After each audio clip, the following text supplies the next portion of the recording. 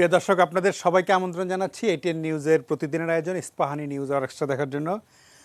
আমাদের আলোচনা যথারীতি ঘুরে ফিরে করোনা, কারণ করোনার আতঙ্ক যায়নি, সংক্রমণও যায়নি, ঢেউ কোথাও একটু বাড়ে কোথাও কমে, কিন্তু করোনার মুক্ত হওয়ার কোনো আশু সম্ভাবনা এখনও দেখা যাচ্ছে না, বরং করোনার নতুন নতুন ধরন নিয়ে আলোচনা হচ্ছে এবং আতঙ্ক বাড়ছে। মানে যুক্তরাষ্ট্রে করোনার যে নতুন ধরন দেখা গেছে, যেটা খুব দ্রুত ছড়ায়, আগেরটার চেয়ে 70 ভাগ বেশি বলে ধারণা করা হচ্ছে, এবং যেটা শিশুদের অনেক বেশি ঝুঁকিতে ফেলছে, তেমন একটি ধরন নিয়ে এখন কথা হচ্ছে। এবং যুক্তরাষ্ট্র বিশ্বের অনেকগুলো দেশের সাথে এখন বিচ্ছিন্ন হয়ে আছে, এবং এটা কোথাও কোথাও ছড়িয়েও যাচ্ছে, তারপর ইতালিতে গেছে বা এমন অনেক জায়গায় যাচ্ছে। সেটা তো আছেই, পাশাপাশি টিকার নিয়ে অনেক আলোচনা, যে টিকা আসলে যদি এই আতঙ্ক থেকে মুক্তি পাওয়া যায়। কিন্তু টিকার ঝুঁকিটাও, চ্যালেঞ্জটা অনেক বেশি, কারণ সবাইকে 2 ডোজ করে টিকা দিতে হবে। সারা বিশ্বের জন্য এত ডোজ টিকা ম্যানেজ করা কঠিন। কত মানুষ পাবে, বাংলাদেশে কত পাবে, সেটা নিয়ে নানা রকমের আলোচনা হচ্ছে। বাংলাদেশে পেলে কারা আগে পাবে, কতজন পাবে। যেমন আজকে স্বাস্থ্যমন্ত্রী একটি অনুষ্ঠানে বলেছেন যে 40% মানুষ, মানে যাদের বয়স 18-র নিচে, তেমন 40% মানুষকে টিকা দেওয়ার দরকার নেই। কিন্তু আবার নতুন ধরনের যেই করোনা ভাইরাসটি যুক্তরাষ্ট্রে কথা হচ্ছে, সেটি আবার শিশুদেরকেই বেশি ঝুঁকিতে ফেলছে। তাহলে শিশুদের টিকার বাইরে রেখে তাদেরকে নিরাপদ রাখা যাবে কিনা, সেটা নিয়ে আলোচনাটা, মানে এখন আলোচনা শুরু হবে, অনেক রকম গবেষণা নিশ্চয়ই হবে। তো ফলে আমরা আজকে আমাদের শিরোনাম করেছি ধরন নতুন, আতঙ্ক পুরনো। করোনার কারণে আজকে স্টুডিওতে আমরা কাউকেই আমন্ত্রণ জানাইনি। এমনিতেই করোনার সময় জানেন যে হয়তো বড় জোর একজনকেও আসেন উপস্থাপককে সঙ্গ দেওয়ার জন্য। আজকে আমি সঙ্গী কাউকে পাইনি, সবাই যার যার বাসায় আছেন। জাতীয় স্বাস্থ্য অধিকার আন্দোলনের সভাপতি ডক্টর রশিদি মাহবুব আছেন, স্বাস্থ্য অধিদপ্তরের সাবেক মহাপরিচালক অধ্যাপক এম এ ফয়েজ আছেন, কোভিড-19 জাতীয় পরামর্শক কমিটির সদস্য অধ্যাপক ডক্টর ইকবাল আরসলান, এবং আছেন আইইডিসিআর এর প্রধান বৈজ্ঞানিক কর্মকর্তা ডক্টর এএসএম আলমগীর। আপনাদের সবাইকে স্বাগত জানাচ্ছি আমাদের অনুষ্ঠানে। আমি প্রধান বৈজ্ঞানিক কর্মকর্তাকে দিয়ে শুরু করতে চাই। যে নতুন ধরনের যে করোনা, সেটি দ্রুত ছড়াবে বলে ধারণা করা হচ্ছে, এবং শিশুরাও এইটার ঝুঁকিতে বেশি। আগের করোনাতে বয়স্করা বেশি ঝুঁকিতে ছিল, এটা শিশুরাও আক্রান্ত হচ্ছে। কিন্তু আবার যেই টিকাটি এখন পর্যন্ত আমরা টিকা নিয়ে কথা বলছি, সেই টিকা স্বাস্থ্যমন্ত্রী বলেছেন যে 18 বছরের নিচে তাদের টিকা লাগবে না। এই যে মানে মানে পাল্টাপাল্টি, এক জায়গায় টিকা লাগবে না, আরেক জায়গায় টিকা দ্রুত ছড়াচ্ছে, আপনারা কিভাবে এইটার সমন্বয় করবেন বা করছেন, বা গবেষণা করছেন, আলোচনা হচ্ছে কিরকম? ধন্যবাদ আমাকে আমন্ত্রণ জানানোর জন্য। প্রথমে আমি আসলে যুক্তরাষ্ট্র নয় দাদা, এটা হবে যুক্তরাজ্য, জি, ইউকে, জি জি, সরি, যুক্তরাজ্যের, হ্যাঁ, যুক্তরাজ্যের যেই ভেরিয়েন্ট নিয়ে নতুন করে কথা হচ্ছে, এটা আসলে আসলে এরকম ভাইরাসের ক্ষেত্রে মিউটেশনের একটা চলমান প্রক্রিয়া। কখনো কখনো বেশি মিউটেশন হয়, কখনো কখনো স্লো মিউটেশন হয়। আমরা যে করোনা ভাইরাস নিয়ে মহামারী এখন মোকাবেলা করছি, সেই করোনা ভাইরাসটা অত্যন্ত স্লো মিউটেটেড ভাইরাস। ইভেন বলা হয় সিজনাল ইনফ্লুয়েঞ্জাতে সবচেয়ে কম মিউটেশন হয়, তার চেয়ে কম মিউটেশন হচ্ছে। কিন্তু যুক্তরাজ্যে যেটা সেপ্টেম্বরের 20 তারিখে প্রথম আইডেন্টিফাইড হয়েছে, যে একটা অনেকগুলো মিউটেশন হয়েছে, তার মধ্যে স্পাইক প্রোটিন, অর্থাৎ অত্যন্ত সংবেদনশীল যেটা অবস্থায়, যেখানে রিসেপ্টর বাইন্ডিং ডোমেনটা থাকে ভাইরাসের, অর্থাৎ শরীরে ঢুকলে যে ভাইরাসটা রিসেপ্টর যেটা, সেখানে আশেপাশে অনেকগুলো পরিবর্তনে সারা পৃথিবী এক ধরনের উদ্বিগ্নতা ছিল। এরকম পরিবর্তন হলে কয়েকটা জিনিস আমরা সামনে নিয়ে কাজ করি। একটা হচ্ছে, যদি এরকম ভাইরাসের মিউটেশন হয়, তাহলে ভাইরাসের সিভিয়ারিটি, অর্থাৎ রোগটি করে তার সিভিয়ারিটি বেড়ে যেতে পারে, কমেও যেতে পারে। তার ট্রান্সমিসিবিলিটি বা স্প্রেডিং ক্যাপাসিটি বাড়তে পারে, কমতেও পারে। আরেকটা, যেহেতু পৃথিবীর বিভিন্ন দেশে স্পাইক বা এস জিনটা দিয়ে পিসিআর ডায়াগনস্টিক করে, সো সেখানে যদি ওই রিজনে যদি কোনো মিউটেশন থাকে, তাহলে পিসিআর এর রেজাল্ট পেতে কষ্ট হবে, এবং সেটা হচ্ছে আসলে কোথাও কোথাও। তাইলে এখানে আমরা প্রথমে যদি দেখি সিভিয়ারিটি বেড়েছে কিনা, সিভিয়ারিটি রোগের বাড়ে নাই। সংক্রমণ সক্ষমতা 40 থেকে 70% বেড়েছে, এবং এটা স্বাভাবিক প্রক্রিয়া। এর আগেও যখন 642-তে মিউটেশন হয়েছিল ইতালিতে, তখন এরকম এক ধরনের সক্ষমতা বেড়েছে, যেটা বাংলাদেশে আমরা মার্চে প্রথম আইডেন্টিফাই করেছি। তাহলে সংক্রমণ সংখ্যকতা বেড়েছে, পিসিআর এর ডায়াগনস্টিকে কিছু সমস্যা। আরেকটা যেটা নতুন করে যেহেতু অনেকগুলো ভ্যাকসিন নিয়ে কাজ হচ্ছে, সবগুলো ভ্যাকসিন এখানে কাজ করবে কিনা। এখন পর্যন্ত আমরা জানি যে ভ্যাকসিন গুলো এখন পর্যন্ত অ্যাপ্রুভাল পেয়েছে বা অ্যাপ্রুভালের প্রসেসে আছে, সবগুলো ভ্যাকসিন এখানে কাজ করবে, ভ্যাকসিনে কোনো সমস্যা হবে না। এখন বাচ্চাদের ক্ষেত্রে যেটা কথা হচ্ছে, আসলে সারা পৃথিবীতে এ পর্যন্ত যত ক্লিনিক্যাল ট্রায়াল হয়েছে, বাচ্চাদের উপর একটাও হয়নি। তো আমরা যারা এখন বিভিন্ন আলোচনা ফোরামে বলছি যে বাচ্চাদের টিকা অত্যন্ত প্রয়োজন, টিকা অত্যন্ত প্রয়োজন কথাটি সত্যি, কিন্তু বাচ্চাদের উপর ক্লিনিক্যাল ট্রায়াল একটাও হয়নি। সো আমরা আসলে বাচ্চাদের উপর টিকা প্রয়োগ করে সেই রিস্ক নিতে কোনো দেশে চাইবে না, পৃথিবীর কোনো দেশে এখনো বাচ্চাদেরকে টিকা দিচ্ছে না। আর বাচ্চাদের ভিতর সংক্রমণের সংখ্যা বেড়েছে কথা সত্যি, কিন্তু একটা জিনিস আমরা প্রায় ভুল করি, আমরা বলি যে বয়স্ক লোকদের ঝুঁকি বেশি, তার মানে বাচ্চাদের একদম ইনফেকশন হবে না কথাটি সত্যি নয়। আপনি যদি বাচ্চাদেরকে এক্সপোজার দেন তাহলে ইনফেকশন অবশ্যই হবে। এবং এখানেও আমরা দেখছি যে শুধু যে যুক্তরাজ্যে হচ্ছে সেটা, সাউথ আফ্রিকাতে যে ভ্যারিয়েন্টটি নতুন করে আছে সেখানেও তরুণদের ভিতর ঝুঁকি বেশি দেখা যাচ্ছে। সো এরকম ভাইরাসের পরিবর্তনের ক্ষেত্রে যদি ইন্টারনাল মিউটেশন হয়, এরকম ভাইরাসগুলোকে আমরা ভ্যারিয়েন্ট বলি, এবং এটাকে কখনোই নতুন স্ট্রেন বলি না, কারণ কোভিড-19 itself is a new strain. স্ট্রেনের মধ্যে যখন যত পরিবর্তন হয়, তখন 1, 2, 3 নম্বর করে ভেরিয়েন্ট হিসেবে আমরা এদেরকে বায়োলজি বা মলিকুলার বায়োলজিতে আমরা টার্মিনোলজি গুলো ইউজ করি। এবং এটা হচ্ছে ফিফথ ভেরিয়েন্ট, অর্থাৎ এর আগেও এরকম ভাবে চারবার পরিবর্তন হয়েছে, এবং সেটা ইতালিতে, যেটা উহান থেকে যাওয়ার পরে ইতালিতে শুরু হয়েছে, পৃথিবীর বিভিন্ন জায়গায় এই মিউটেশন গুলো হচ্ছে। এবং কোথাও কোথাও একযোগে পৃথিবীর বিভিন্ন দেশে পাওয়া যাচ্ছে, কোথাও কোথাও যুক্তরাজ্যের মতো একসাথে ক্লাস্টার মিউটেশন হলে সেটা উদ্বেগের কারণ হচ্ছে। কিন্তু ইউরোপের বিভিন্ন দেশে অলরেডি ছড়িয়ে পড়েছে, আপনারা জানেন। এবং ইউরোপ বা অন্যান্য অঞ্চলে যে 1-2 সপ্তাহের জন্য যে লকডাউন দিয়েছে, সেখানে আসলে এটার সাথে আরো অনেক কিছু যোগ। আপনারা জানেন যে 25শে ডিসেম্বর এবং 1লা জানুয়ারিতে ব্যাপকভাবে লোক ইউরোপ সমাগম এবং হয়। আমেরিকা লোক সমাগম হয়, সেটাও আসলে কিছু রেস্ট্রিকশন করারও একটা চেষ্টা বোধ হয় এখানে করা হয়েছে। এবং যুক্তরাজ্যে যেটা দেখা গেছে যে সেপ্টেম্বরের পরে আস্তে আস্তে এই ভাইরাসটি আসলে 2/3 সংক্রমণের জন্য কারণ, অর্থাৎ আগের ভেরিয়েন্টে এটা রিপ্লেস করে নতুন ভেরিয়েন্ট হিসাবে ছড়াবে। এবং প্রথম দিকে নতুন ভেরিয়েন্ট যেহেতু নতুন ভাবেই কাজ করবে, নতুন সংক্রমণ করবে, সেই জন্য আসলে একটা উদ্বেগের কারণ থাকেই। কিন্তু সেই আবার যদি বলেন যে আমরা যদি চিন্তা করি যে এটা বন্ধ করব কিভাবে, বা এটা সংক্রমণ থেকে আমি বাঁচবো কিভাবে, সেখানে কিন্তু যেই স্বাস্থ্যবিধি আমরা এতদিন মেনে চলার কথা বলি, সেই স্বাস্থ্যবিধি গুলোই মানতে হবে, এবং টিকা এলেও মানতে হবে। জি, আপনাকে অনেক ধন্যবাদ ডক্টর ইকবাল আরসলান। জনাব আলমগীর, ডক্টর আলমগীর শেষ করেছেন টিকা এলো বলে। টিকার কি অবস্থা, কতদূর আছে? আমরা ধারণা করছি, শুনছি যে জানুয়ারির শেষ দিকে বা ফেব্রুয়ারিতে ভারত থেকে, মানে সেরাম ইনস্টিটিউটের টিকা পর্যায়ক্রমে 50 লাখ করে 3 কোটি আসবে। জুনে গিয়ে হয়তো আরও কোভ্যাক্সের জাতিসংঘের মাধ্যমে আরও 6 কোটি আসবে। অবস্থাটা কি টিকার, এবং আসলে সেটা প্রায়োরিটি কি হবে, কিভাবে বিলি হবে, ইত্যাদি ইত্যাদি টিকার আপডেট একটু আপনার কাছে শুনতে চাই, যেখানে ডক্টর আলমগীর শেষ করলেন। জনাব ইকবাল আরসলান। জি, ধন্যবাদ। ধন্যবাদ। যে আলমগীর হয়তো আরেকটা কথা বলেছেন যে টিকা আসলেও যে স্বাস্থ্যবিধি মেনে চলতে হবে। তো বিষয়টা হচ্ছে যে টিকা আসবে আসবে করছে এখন এই যে অ্যাস্ট্রাজেনিকা বা সেরাম ইনস্টিটিউট অফ ইন্ডিয়া, এটা যেটা আমরা শুনতে পেয়েছি। এখন আলমগীর তো সরকারের অংশ, আমরা তো সরকারের অংশ না। আলমগীর ভালো বলতে পারবে যে সরকারের ভিতরে কি হচ্ছে। তো এখন বিষয়টা হচ্ছে যে আমরা যেটা জানি যে আপনার যেগুলো আন্তর্জাতিক সংস্থা স্বীকৃত না হওয়া পর্যন্ত এগুলা আপনার দিবে না বা নিবে না বা এরকম ধরনের। এবং এইটা সেরাম ইনস্টিটিউট বা সেরাম ইনস্টিটিউটের যারা এখানে প্রতিনিধি, তাদের মুখ থেকেও একবার শুনেছিলাম যে এটা যে তখনই আপনার আসবে যখন আন্তর্জাতিক সংস্থা লিস্ট যারা আছে তাদের মধ্যে থেকে কোনো সংস্থা এটাকে স্বীকৃতি দান করবে। এখন সে পর্যায়ে গেছে কিনা সেটাও আমরা সঠিকভাবে আমরা জানি না। এবং সবচেয়ে বড় কথা যেটা আমি প্রথম থেকেই বলে আসছি, আসলে টিকা নিয়ে আমার মধ্যে খুব একটা সেরকম উৎসাহ নেই, আসলে বরাবরই নেই।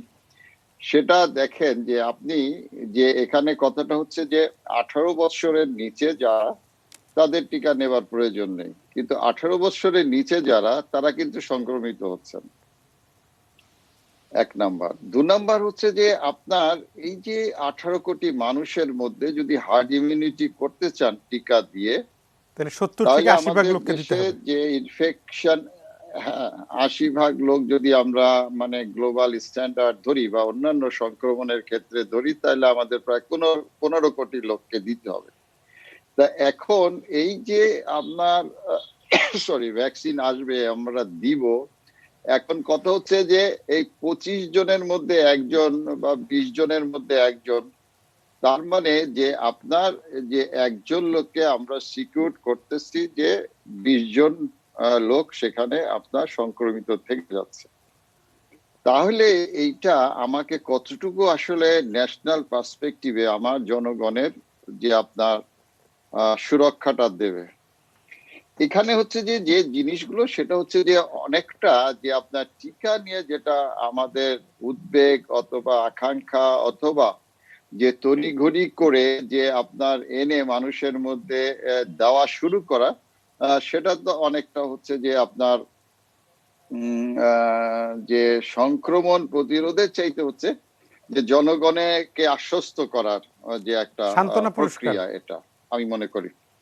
মানে মানে আপনার হচ্ছে যে ইয়া করা আর কি, কি বলেন না, আশ্বস্ত করা মানুষকে যে আমরা আছি একটা তোমাদের সাথে, জি। আশ্বস্ত করা, আশ্বস্ত করা। এবং আপনি দেখেন যে সিডিসি বলেন বা অন্যান্য যে আপনার WHO বলেন, তারা কিন্তু বলছে টিকা নেবার পরেও যে আপনাকে স্বাস্থ্য সুরক্ষা যে বিধিবিধানগুলো এখন আমরা অনুসরণ চলেছি, সেগুলো অনুসরণ করতে হবে। তাহলে দেখেন যে আমাদের 18 বছরের নিচে যে সংখ্যাটা আছে, এবং আপনি ইতিমধ্যে বলেছেন যে নতুন ভ্যারিয়েন্ট না, এই নতুন ভ্যারিয়েন্ট বাংলাদেশে আসার আগে শিশু হাসপাতালের যদি আপনারা রিপোর্ট দেখেন, তাহলে শিশু হাসপাতালে যে বাচ্চারা ভর্তি হচ্ছিল, তাদের মধ্যে 50% বেশি, যে মানে 56% আপনার হচ্ছে কোভিড সংক্রমিত যে আপনার শিশু। তাহলে দেখা যাচ্ছে এই নতুন ভেরিয়েন্ট যেটা আপনি বলছেন যে ইউরোপে শিশুদের মধ্যে হচ্ছে, তাহলে এটা কিন্তু অলরেডি ইউরোপের বিভিন্ন দেশে চলে গেছে, এবং আমাদের দেশে যে আসেনি, যে সিলেট হয়ে ইউরোপের যে আপনার ইউকে ইউকে থেকে, ফ্লাইট লন্ডন থেকে, সিলেট জি। হয়ে ঢাকায় আসে, হ্যাঁ লন্ডন থেকে, এবং লন্ডনেরই যে আপনার একটা মানে এলাকা ভিত্তিক যে এটাকে প্রথম যে শনাক্ত করা হয়েছে, এবং সেখান থেকে যে আসেনি বলা মুশকিল। এখন কথা হচ্ছে যে আমাদের দেশে সেই যে অবস্থাটা, যেমন আমাদের পরীক্ষার যে হার বা ব্যাপকতা সেই পর্যায়ে নেই যে আমরা এটাকে শনাক্ত করা আমাদের পক্ষে সম্ভব। কারণ সেখানে কিন্তু যে মাস স্কেলে টেস্ট করার ফলেই কিন্তু এটা বোঝা গেছে যে না, সংক্রমণ যেটা টেস্ট পজিটিভিটির হারটা অনেক বেশি বেড়ে গেছে। তো এই যে অনেক বেশি বেড়ে গেল, এই কারণে তারা গবেষণা করে দেখলো যে না, এটা একটা নতুন যে ভ্যারিয়েন্ট। তো এনিওয়ে, যে আপনার হচ্ছে যে, আর আমি যতদূর জানি যে সরকার বিভিন্নভাবে ভাগ করেছে।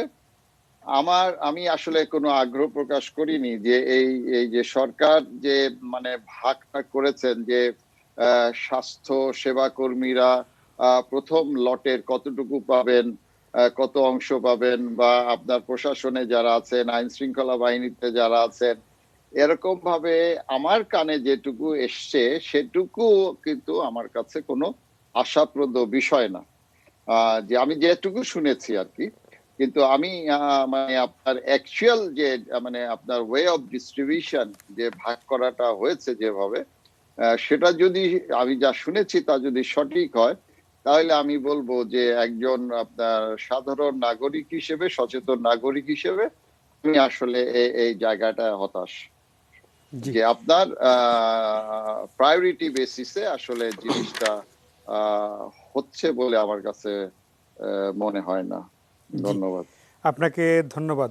যারা ডক্টর রশিদি মাহবুব, এই যে যেমন ডক্টর ইকবাল আরসলানের কণ্ঠে একটু হতাশা এই টিকা নিয়ে, যে টিকা নিয়ে উনি অত উৎসাহী না, কিন্তু আমি ব্যক্তিগতভাবে আমার চারপাশের অনেককেই দেখছি যে তারা অপেক্ষা করছেন খুব আগ্রহ নিয়ে, যে টিকা আসলে টিকা দিয়ে দিলে বাস আর কোনো চিন্তা নেই।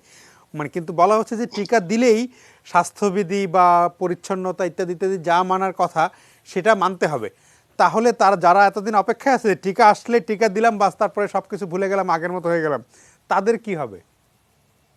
না, কি হবে তা তো জানি না, কারণ বর্তমানে যে মহামারীটা দেখা দিচ্ছে জি এইটা তো ধরুন আবারও ওদের সাথে সুর মিলিয়ে বলতে হয়, আমরা কিন্তু খুব কম জানি, এত কম জানি যে এটা দিয়ে সাইন্টিফিক্যালি খুব একটা কিছু বলা এটা কঠিন। যেমন এখন বাংলাদেশের প্রেক্ষাপটে যদি আমরা বলি, আমাদের পরীক্ষা কম হয়েছে কিন্তু মর্টালিটিও তো কম। একইভাবে আমরা যেটা দেখতেছি যে আমাদের শুধু সাউথ ইস্ট এশিয়াতে ধরেন পাকিস্তানে বাংলাদেশের তুলনায় হয়তো ইন্ডিয়াতে একটু বেশি হয়েছে। তা আমার কাছে মনে হচ্ছে যে আমাদের যেহেতু নিজস্ব গবেষণা নাই, আমরা কিন্তু না থাকার ফলে আমরা কিন্তু যে তথ্য অন্যের তথ্য নিয়ে আমরা কথা বলছি, এখন সেই তথ্যগুলোতে নিশ্চয়ই যেটা আমরা পাই সেটা ভয়াবহ। কিন্তু বাংলাদেশ কনটেক্সটে আমরা কি পাইতেছি, বাংলাদেশ কনটেক্সটে হয়তো 5 লাখের উপরে ইয়া ডিটেক্ট হয়েছে যেটুকু পরীক্ষা করেছে, তারপরে হয়তো 6,000 বা 7,000 মারা গেছে, এর বেশি তো কিছু না। তো সুতরাং আমার যেটা ধারণা যে বাংলাদেশের প্রেক্ষাপটে যেহেতু পিকচার আমাদের কাছে পরিষ্কার না, সুতরাং বৈজ্ঞানিক কোনো কথা বলাটা খুব ডিফিকাল্ট। তবু মন্দের ভালো, ভ্যাকসিনের এক ব্যাপারটা হচ্ছে ভ্যাকসিনটা এই ধরনের মহামারীতে ভ্যাকসিন একটা কাজ করে, সেটা ঠিক আছে, কিন্তু এত বড় একটা ইয়াতে যজ্ঞে ভ্যাকসিন পাওয়া, ভ্যাকসিন দেওয়া, ভ্যাকসিন মানে ফুলফিল করা, এটা বাংলাদেশের মতো একটা দেশের পক্ষে খুবই কঠিন কাজ, এবং সেই জন্য হয়তো তারা বলছে প্রায়োরিটি কাজ। এখন প্রায়োরিটির মধ্যে আমি আবারও বলবো, প্রায়োরিটিতে যারা ফ্রন্ট লাইনার তাদের একটা ব্যাপার আছে যে তারা যেহেতু এগুলো ডিল করে, কিন্তু মর্টালিটির দিক থেকে আবার আমরা যখন দেখি সেখানে কিন্তু বৃদ্ধরা বেশি মরে।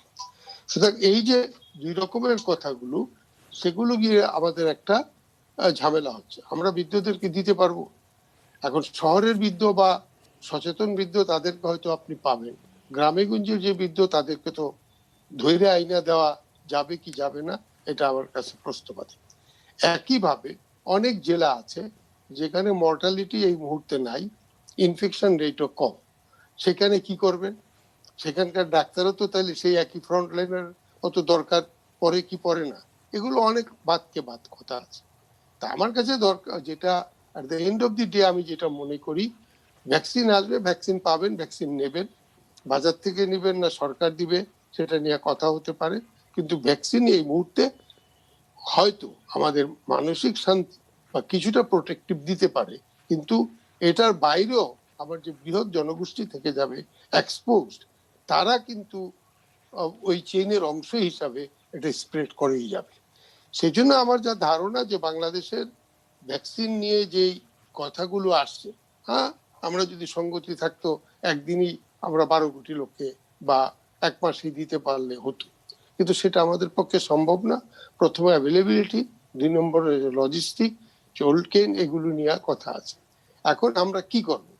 আমাদের জন্য কিন্তু আমি আবারও বলবো, সেই যেহেতু এটা একটা ইনফ্লুয়েঞ্জার ফর্মের ভাইরাসের একটা মরণ ব্যাধি, এটার থেকে আমাদেরকে বাঁচতে গেলে যেহেতু স্প্রেড যেভাবে করে আমাদের জানা আছে, সুতরাং আমরা কিন্তু সেই স্প্রেড চেইনটা থেকে যাতে মুক্ত থাকতে পারি, সেটি হবে আমাদের জন্য মূল কাজ।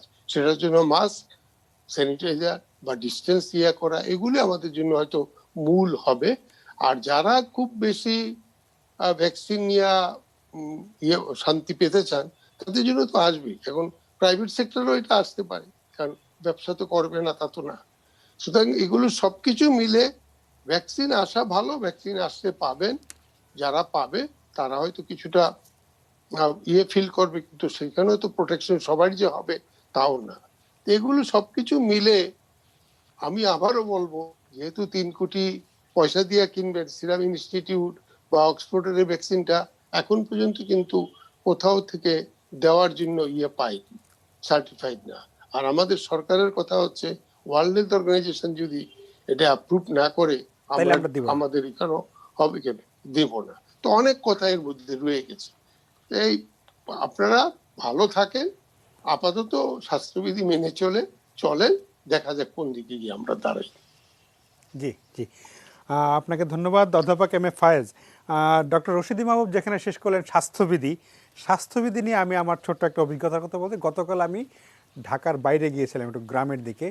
সেখানে আমরাই যে ঢাকায় এত আলোচনা করছি, টকশো, এত সাবধানতা, মাস্ক, স্যানিটাইজার, স্বাস্থ্যবিধি, ডিস্টেন্সিং ইত্যাদি ইত্যাদি, আমি আপনাকে বলতে পারি ঢাকার বাইরে গ্রামে এসবের কোনো বালাই নেই। ঢাকার বাইরে গেলে মনেই হওয়ার কোনো সুযোগ নেই যে কোথাও কোনো করোনার ব্যাপার স্যাপার আছে। এবং আমি খোঁজ নিয়ে জেনেছি যেই গ্রামে আমি গিয়েছি আমাদের গ্রামে, সেখানে খুব বেশি যে করোনার লোক মারা টারা গিয়েছে বা আক্রান্ত হয়েছে তেমনও না, সব কিছু স্বাভাবিক চলছে। এটা কিভাবে ব্যাখ্যা করবো? আমার কাছে আমি ব্যাখ্যার অতীত মনে হয়েছে। ধন্যবাদ।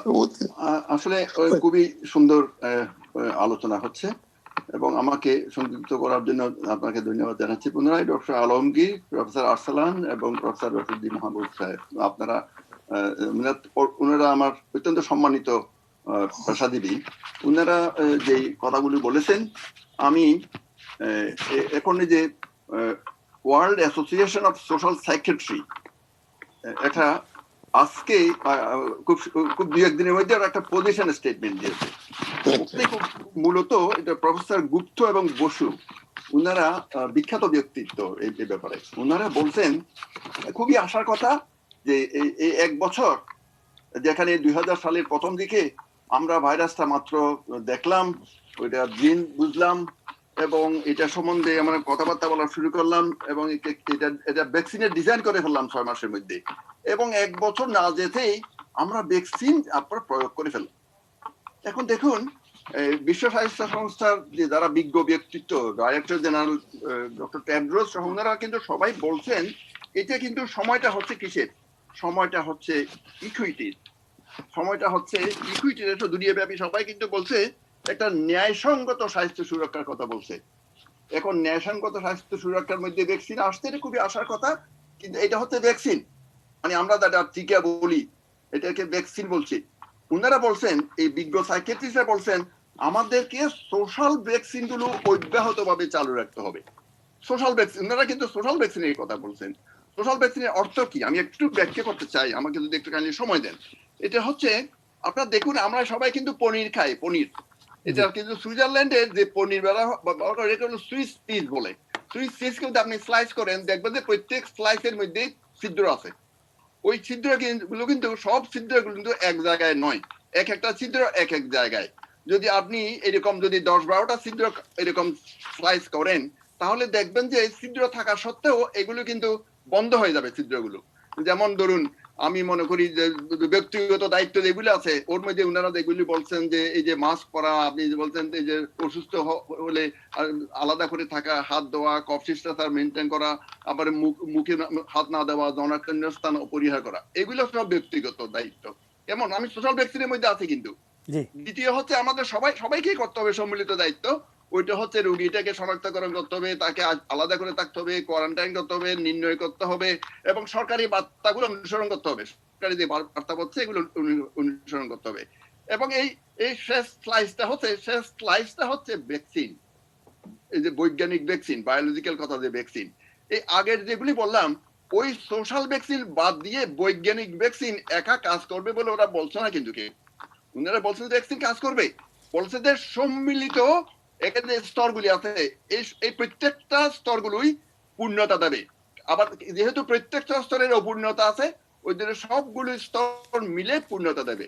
আমরা আসলে এই সোশ্যাল ভ্যাকসিন এবং বৈজ্ঞানিক ভ্যাকসিন একসাথে যদি ব্যবহার করি, তাহলে আমরা আসলে আমাদের জনসাধারণকে দুনিয়াতে সবাইকে নিরাপত্তা দিতে পারবো। কিন্তু একটা কথা দেখুন, আপনি একটু আগেই বলেছেন, এখন দুনিয়াতে এখন যা ভ্যাকসিন আসছে, এখন কিন্তু কয়েকদিন ধরে কিন্তু ভ্যাকসিন অনেক দেশে চলে আসছে, অনেক দেশে ব্যবহার করছে। কিন্তু দুর্ভাগ্যজনক হচ্ছে যেখানে আমরা সমতার কথা বলছি, ওই বিশ্ব স্বাস্থ্য সংস্থার যে ডকুমেন্ট আছে, কয়েকটা ডকুমেন্ট, ওরা বলছে ডকুমেন্টগুলির নাম বলছে SAGE।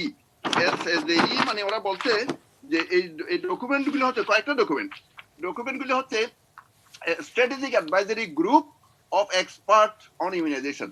ওনারা বলছেন এখানে আমাদের মূলত যে দায়িত্ব, ওই দায়িত্ব থেকে কিন্তু ওনাদের মূল নীতি হচ্ছে মানুষের মধ্যে এটা মানবিক মঙ্গল করার জন্য, মানবিক মঙ্গল মানে সবার জন্যই মঙ্গল যাতে হয়, প্রমোশন অফ ওয়েলবিং, এবং বলছেন ন্যায়সঙ্গত সুরক্ষা, এটা করার জন্য বলছেন। অন্যদিকে আমরা দেখি দুনিয়াতে এখন যে ভ্যাকসিন তৈরি হয়েছে এই পর্যন্ত, তার কিন্তু অর্ধেক এখন কিন্তু জমা হয়ে গেছে উন্নত দেশে, কয়েকটা দেশে। ওরা কিন্তু ইকুইটির কথা বলতেছে সত্যি, কিন্তু আমাদের মতো লো মিডল ইনকাম কান্ট্রি, আমরা তো আসলে মধ্যমায়ের দেশে চলে আসছি, আমাদের কথা ওরা কিন্তু চলতেছে না, ওরা আমাদের কথা কিন্তু ওরা মনে রাখছে না। কিন্তু আমরা যেহেতু পেশাজীবী মানুষ, আমরা যেহেতু চিকিৎসা, এখানে সবাই আছে চিকিৎসক, আমরা কিন্তু যেহেতু আমরা হেলথ কেয়ার ওয়ার্কার, আমরাই কিন্তু মূল ইনফ্লুয়েন্সার ভ্যাকসিন ডিসিশনের ব্যাপারে।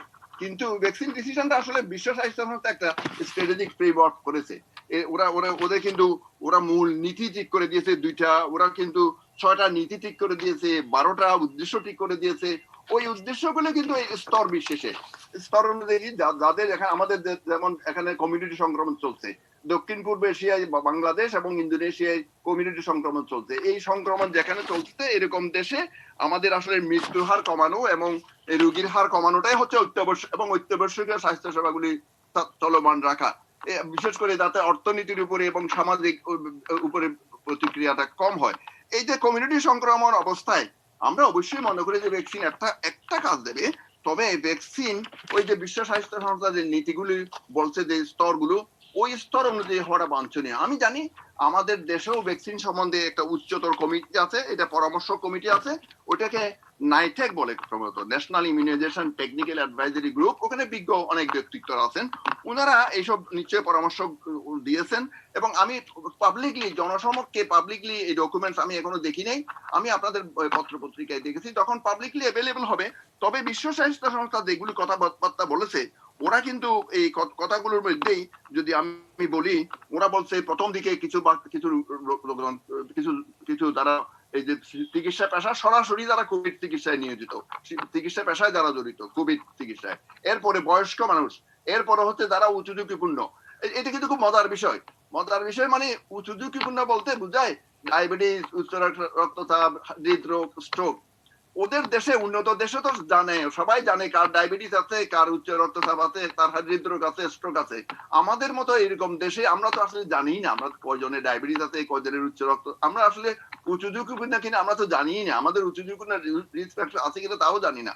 ওই জন্য আমাদের আসলে ভিন্নভাবে এটা, যেহেতু আমাদের সীমিত প্রথম দিকে আমরা তো অনেক বেশি কিনতে পারবো না এই ওষুধ, ভ্যাকসিন, হয়তো প্রথম দিকে এটা প্রায়োরিটি করে যারা উচ্চ ঝুঁকিপূর্ণ, কিংবা যারা এই যে বয়স্ক মানুষ, কিংবা যারা অন্যান্য রোগ আছে, কিংবা যাদের ইমিউনো সাপ্রেস, তারপরে যারা ফ্রন্ট লাইনার তো বিভিন্ন রকমের, এগুলো আসলে স্তর বেঁধে ওনারা নিশ্চয়ই এগুলো কিভাবে ডিপ্লয় করবেন। এখানে আরেকটা জিনিস বলে রাখি, এটা কিন্তু রোগ, কিন্তু শব্দগুলো কিন্তু রোগের নয়, শব্দগুলো কিন্তু যুদ্ধের।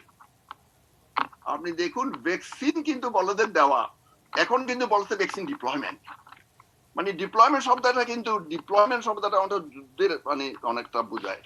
এরকম ভাবে খুব দ্রুত এবং অত্যন্ত দক্ষতার সাথে আসলে আমাদের দেশে, আমাদের মতো দেশে আমরা তো ভ্যাকসিন দিই শিশুদের, আমরা তো ইনফ্লুয়েঞ্জা ভ্যাকসিন দিই না। 25 বছর তো ইনফ্লুয়েঞ্জা ভ্যাকসিন দিতে হয়, আমরা কি বয়স্কদের ইনফ্লুয়েঞ্জা ভ্যাকসিন দিই? আমি এটা বলতে চাচ্ছি, এই জন্য আমাদের দেশে বয়স্ক মানুষের ভ্যাকসিন দেওয়ার জন্য আমরা কিন্তু ওইভাবে মানসিকভাবে প্রস্তুত নয়, আমাদের জনসাধারণ মানসিকভাবে প্রস্তুত না। আমরা এতদিন জেনে আসছি ভ্যাকসিন দিয়ে বাচ্চাদেরকে ভ্যাকসিন দিতে যায় মারা, এখন কিন্তু হয়ে গেছে ভ্যাকসিন দিতে হবে বয়স্কদের, ভ্যাকসিন দিতে হবে পুরুষদের। এটা কিন্তু কিছুটা সাইকোলজিক্যাল বিষয়। আমি তো জানি আমার বাচ্চাদের ভ্যাকসিন দিই, কম বয়সের দিই, 8টা 10টা ভ্যাকসিন দিই, হঠাৎ করে আমাকে বয়স্কদের ভ্যাকসিন দিতে হবে, 2টা ভ্যাকসিন দিতে হবে। এবং এইটা কিন্তু অনেক রকমের এই যে জনসাধারণকে এটা সংঘবদ্ধভাবে নিয়োজিত করা, একত্রীভূত করা, একই আঙ্গিকে কথাগুলি বলা, এটা কিন্তু একটা কঠিন কাজ। এবং এই যে আমরা বলছি ওদেরকে শনাক্তকরণ করা, বিভিন্ন সেন্টারে ওদেরকে নিয়ে আসা, তারপরে এগুলো প্রতিক্রিয়াগুলি দেখা, প্রতিক্রিয়া আদৌ হবে কিনা জানি না, কার্যকারিতাগুলি দেখা, এটাকে বলা হয় ফার্মাকোভিজিলেন্স। এগুলো আসলে অনেক অনেক অনেক অনেক ছোট ছোট ছোট অসংখ্য কাজ আছে। আমি ওই যে কোভ্যাক্স এর যে বিশ্ব স্বাস্থ্য সংস্থার ডকুমেন্ট গুলো একটু ব্রাউজ করতেছিলাম, ওখানে দেখছি যে ওখানে অনেকগুলো টেবল দিয়েছে, অনেকগুলো সংখ্যা দিয়েছে, অনেকগুলো পদ্ধতি দিয়েছে, অনেকগুলো মনিটরিং এর নজরদারির কথা বলছে। আমার মনে হয় আমাদের দেশেও যারা বিজ্ঞ ব্যক্তিত্ব, যারা এগুলো ভ্যাকসিন নিয়ে বিশেষজ্ঞ আছেন, সরকারকে পরামর্শ দিচ্ছেন, ওনারা নিশ্চয়ই এগুলো বিবেচনা রাখছেন যাতে আমাদের মতো সর্বসাধারণকেও এখানে সম্পৃক্ত করা হয়। এবং এখানে শুধু পেশাজীবীদের জ্ঞান দিলে হবে না, সর্বসাধারণকে এই ব্যাপারে ওয়াকিবহাল দিতে হবে, যাতে ভ্যাকসিন হেজিডেন্সি একটা টার্মিনোলজি আছে, শুধু কি আসলে আবার বলবো ভ্যাকসিন হেজিডেন্সি যাতে আমাদের নিরাময় হয়। ধন্যবাদ। জি, করোনা ভাইরাসের নতুন ধরন আবার ছড়াচ্ছে, আতঙ্ক ছড়াচ্ছে। ইউকে বিশ্বের অনেক দেশ থেকে বিচ্ছিন্ন হয়ে গেছে, বাংলাদেশেও সেটা এসেছে কি আসে নাই সে নিয়ে একটু ধোঁয়াশা আছে। কেউ কেউ বলছেন অলরেডি এসে গেছে, কারণ লন্ডন থেকে অনেকেই সিলেটের সাথে যোগাযোগটা এখনও খুব আছে। এবং কথা বলছিলাম টিকা নিয়ে। আমি জনাব ডক্টর ASM আলমগীরের কাছে যদি আবার ফিরি, টিকা আসবে বাংলাদেশে জানুয়ারির শেষে বা ফেব্রুয়ারিতে, যদিও অক্সফোর্ডে যে টিকা সেটা এখনও ওইভাবে অনুমোদিত না, তবু আমরা ধরে নিচ্ছি যে যেই টাইমলাইন সেই টাইমলাইন অনুযায়ী যদি হয় তাহলে জানুয়ারি ফেব্রুয়ারি আসবে। আসার পরে প্রায়োরিটি নিয়ে যারা অন্যান্য বক্তারা যারা বললেন তারা সবই একটা ধারণা থেকে বললেন।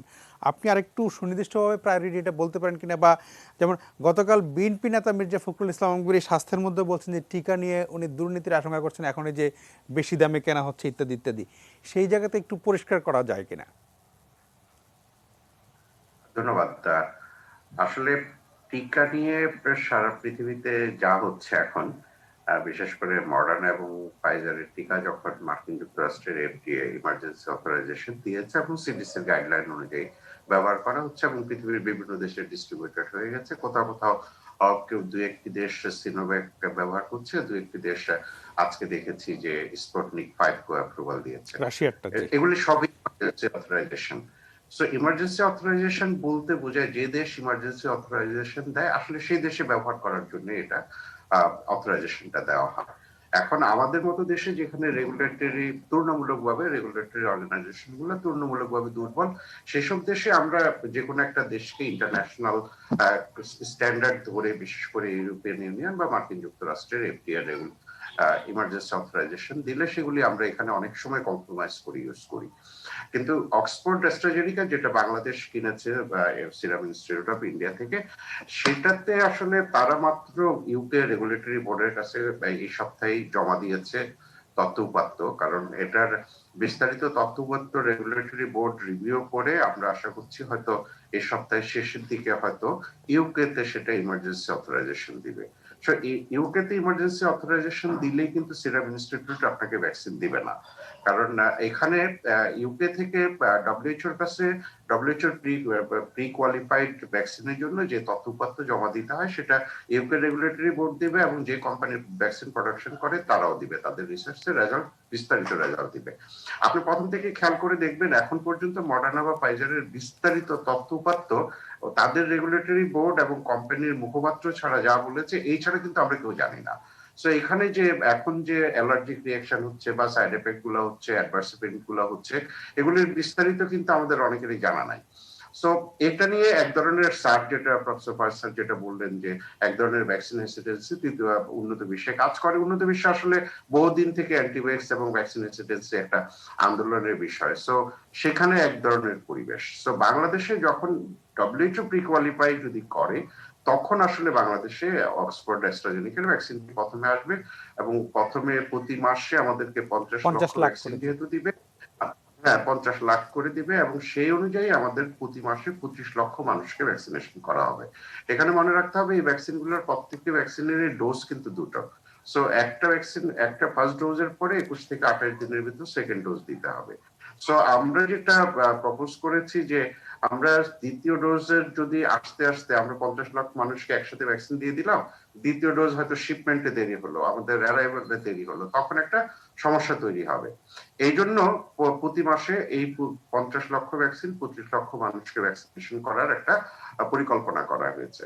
এখন প্রায়োরিটাইজেশন যেটা করা হয়েছে, যেহেতু সারা পৃথিবী প্রায়োরিটাইজেশন করেই করছে, এই জন্যই যে আপনার পৃথিবীর 7.5 বিলিয়ন মানুষের মধ্যে অন্তত পক্ষে 5 বিলিয়ন মানুষকে ভ্যাকসিনেশন দিলেই পৃথিবীর কোনো একটি দেশ যদি ভ্যাকসিনেশন অসম্পূর্ণ থাকে তাহলে কিন্তু সেখান থেকে অন্যভাবে ছড়াবে। 80% বা হ্যাঁ 75 থেকে 85 কালকে ডক্টর পসি যেটা বলেছেন অন্তত পক্ষে 85 ভাগ লোককে ভ্যাকসিনেশন করতে হবে।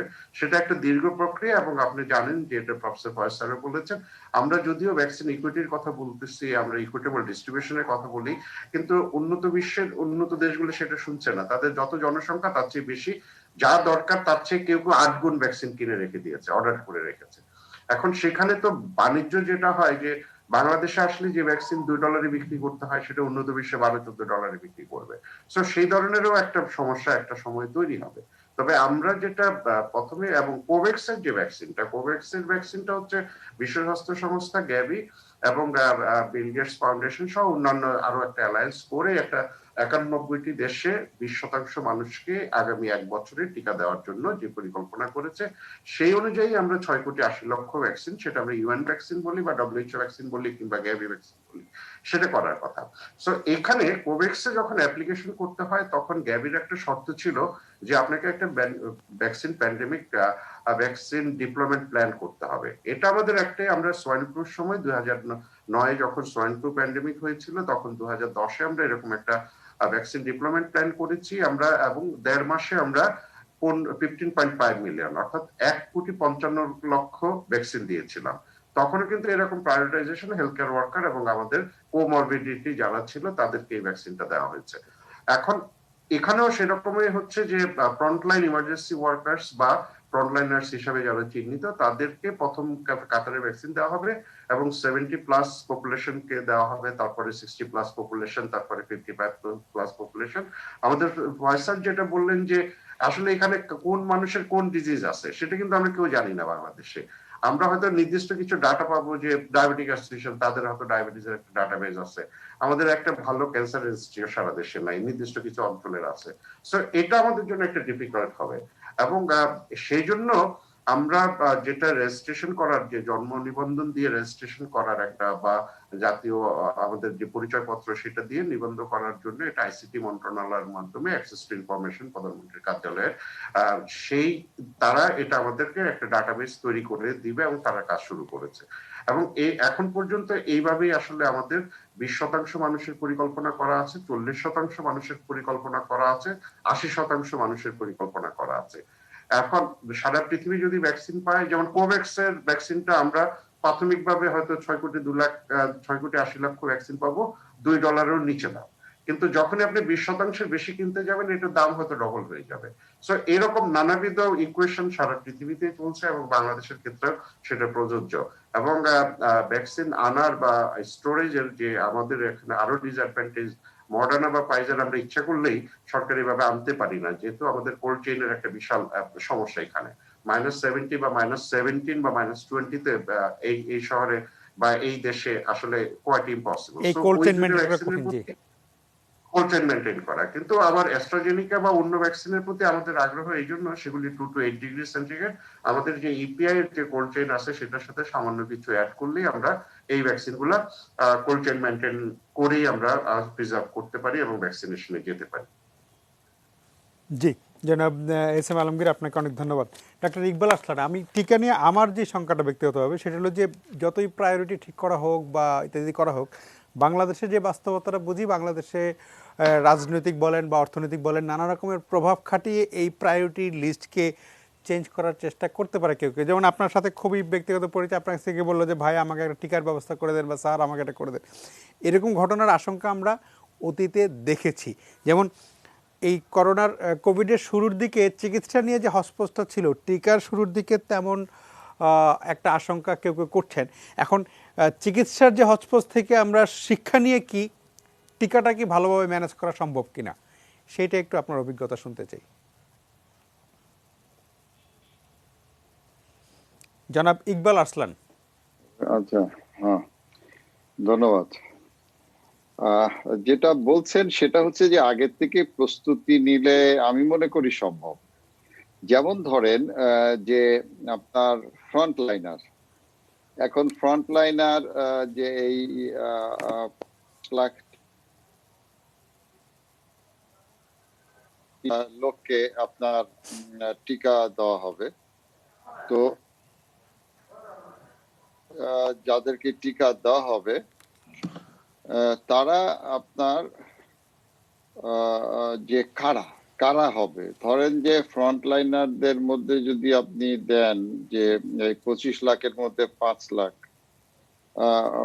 এই 5 লাখ কারা হবে, বা ধরেন যে 1 লাখ দেন তাহলে কারা হবে, বা কত পার্সেন্টেজ আপনি দিবেন, এবং ধরেন যে আপনি 1 লক্ষ আপনার দিবেন ফ্রন্টলাইনার, এই ফ্রন্টলাইনাররা কারা হবে, এই তালিকাগুলো আপনাকে করতে হবে যদি আগের থেকে ইয়া করেন।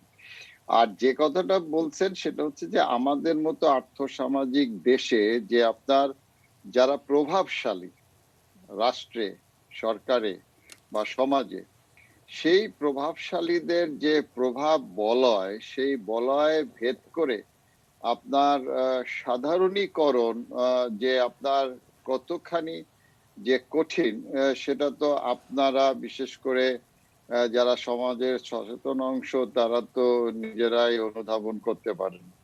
তো সেই জায়গাটাতে তো একটা আশঙ্কা থেকেই যাবে যে আপনার, তবে আপনি যেভাবে বলছেন যে ব্যক্তিগত পর্যায়ে যে এখানে প্রভাবের চাইতেও যে প্রভাবটা হবে, আমি মনে করি যে আপনার গোষ্ঠীগত ভাবে যে প্রভাবান্বিত করবার যে প্রয়াসটা আমি মনে করি থাকবে।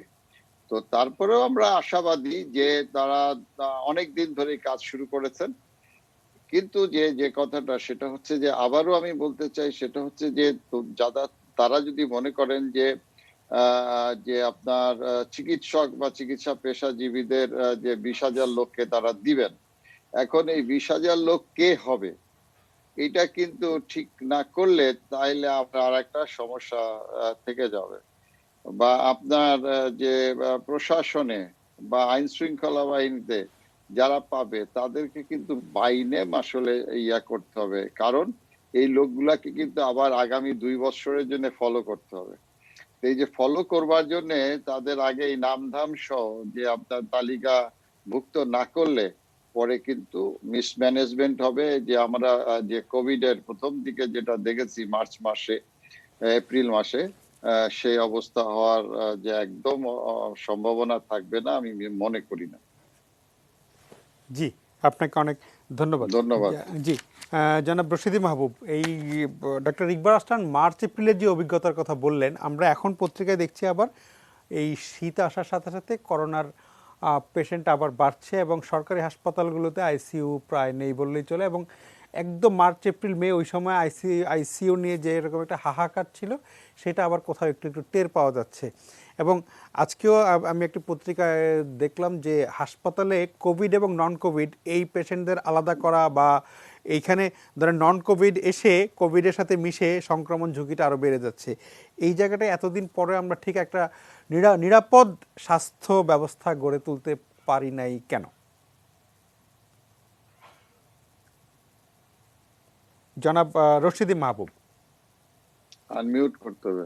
জি, আগামী তো পারবেন না, আনমিউট। কারণ আমাদের দেশে হাসপাতালের যে স্ট্রাকচার করা আছে যেভাবে, সেটা কোভিড নন কোভিড খুব ডিফিকাল্ট জিনিস। হয়তো কিছু জায়গায় করা যাবে, অনেক জায়গায় করা যাবে না।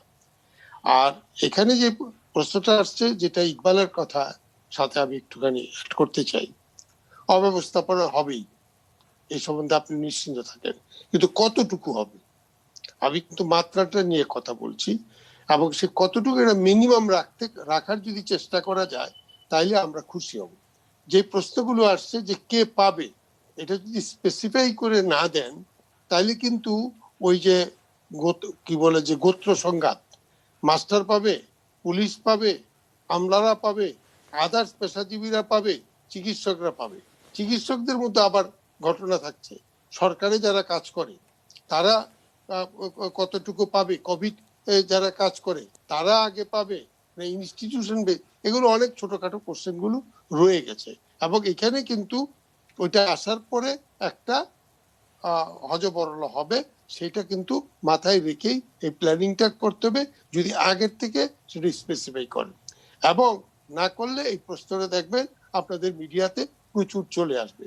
তা আমার যেটা ধারণা, ইকবাল কারেক্টলি আসছে, যে তোমার প্রোগ্রামটা তুমি আগে করে নাও, আগে করে সেই প্রোগ্রামটা তুমি ডিপ্লয় করো। কিন্তু প্রোগ্রামিংটা কিন্তু দেখা যাচ্ছে ওই ডিপ্লয়মেন্টের আগে প্রোগ্রামটা কমপ্লিট হবে কিনা এটা নিয়ে আমার সংশয় রয়ে গেছে। জি, আপনাকে ধন্যবাদ। জনাব এম এ ফায়েজ, আমি আপনার কাছে এই জিনিসটা যে আমরা চিকিৎসা ব্যবস্থা ম্যানেজ করতে শুরুর দিকে খুবই মানে ব্যর্থই হয়েছে বলা যায়।